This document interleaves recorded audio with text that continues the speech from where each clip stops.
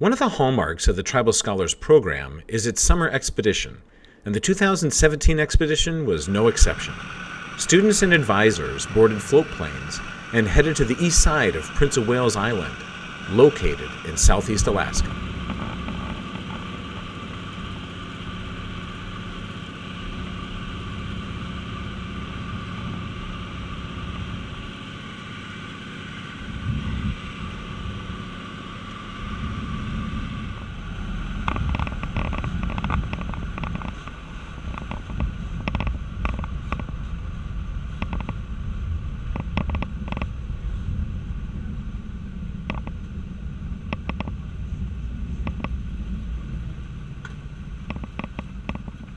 The camp, once a large floating city that housed loggers and their families, is now a combination of floats perfectly situated as a base of operations for our expedition. The camp is now a great example of energy sustainability by using both solar power and rainwater catchment systems, something our students knew little about. Once rules were discussed and gear was stowed, it was time to get on the water.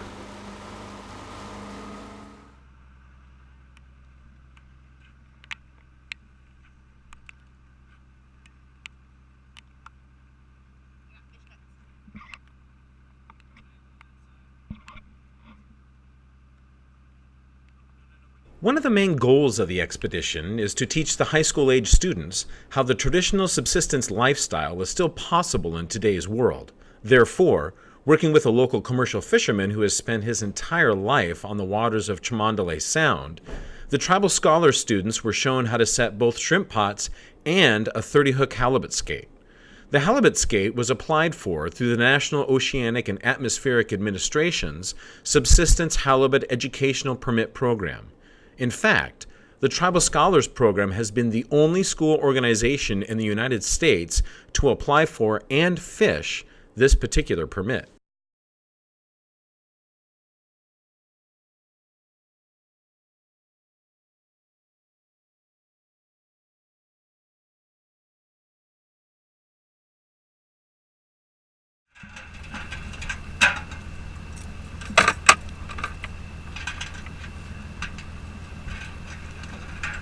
Yeah.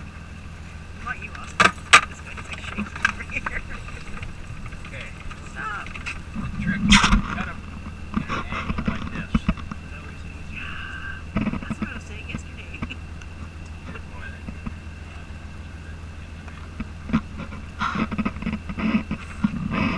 Like that. Run that hook right through part of their head like that. Roll it over. Stick it right through their back. Just like that. You don't want the barbs sticking out. So you take them in, you lay them in here like this. Snap. That way when you're pulling them out of the tub really fast, you know exactly where you're going. You know, and through the tail, you can go up and start up with the skinny part of the tail. Run it through. Same thing, roll it over. Go right through the back like that. So that barb's not sticking out. Just like they go clockwise. Students were not only tasked with learning how to set the gear, but also studied local charts and worked with the captain to determine the best possible locations for each target species. Unfortunately, the students' ability to hit the best halibut grounds were hampered by a large storm system in the area at the time of the expedition. 12-foot seas and gale-force winds for 3 straight days kept the expedition close to home.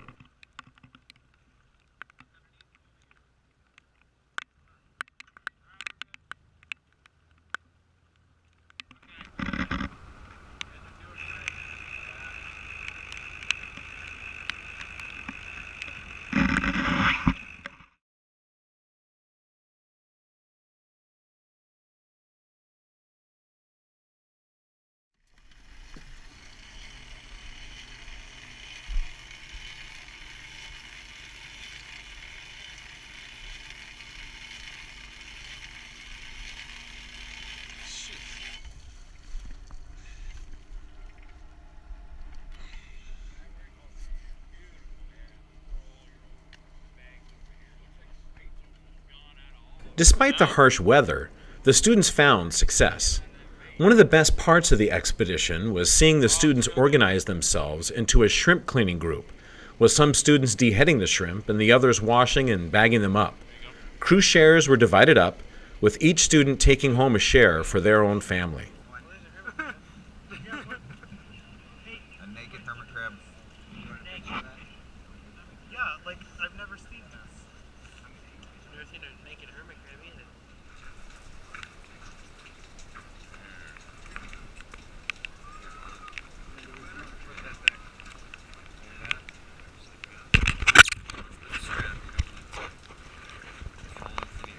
Lucky boy. Heads go over there. Jeez. Where do we want this? Anywhere really.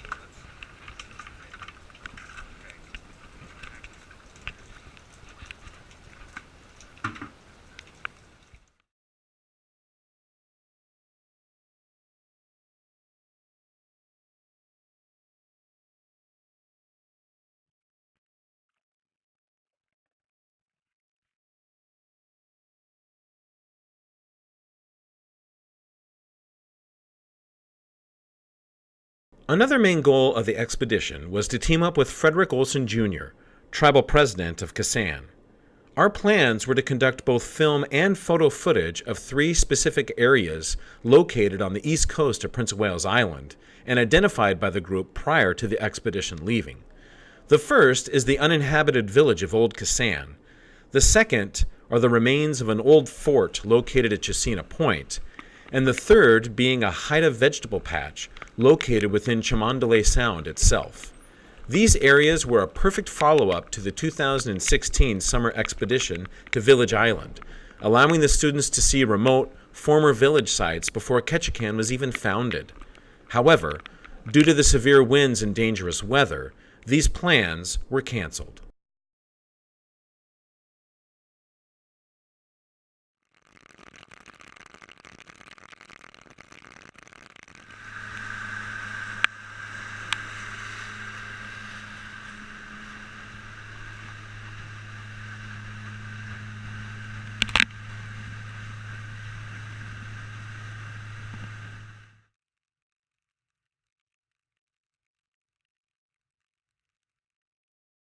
Despite the weather, the students were kept busy with alternative activities, such as marine navigation, kayaking, dock fishing, and story time. We kept with our plans of land exploration with a trip to Brennan Bay and a hike up to a system of freshwater lakes.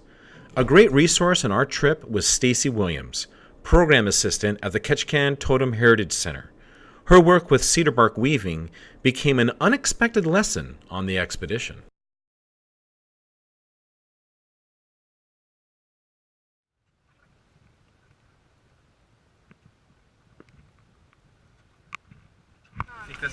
I think this would be a test strip that somebody had tried to do.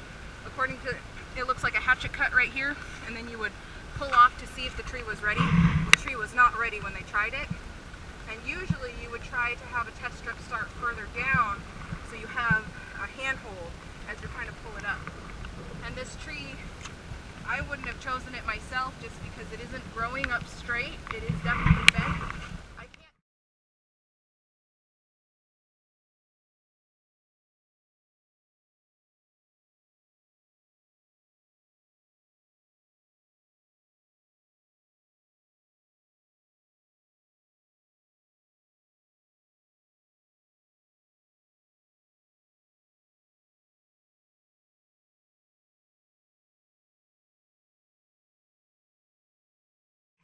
Because you really want to be straight off in the direction you're coming with.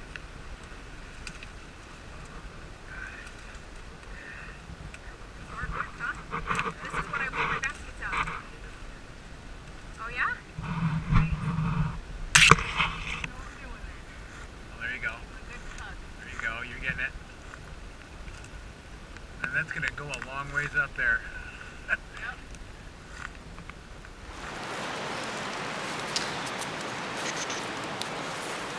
He's ready.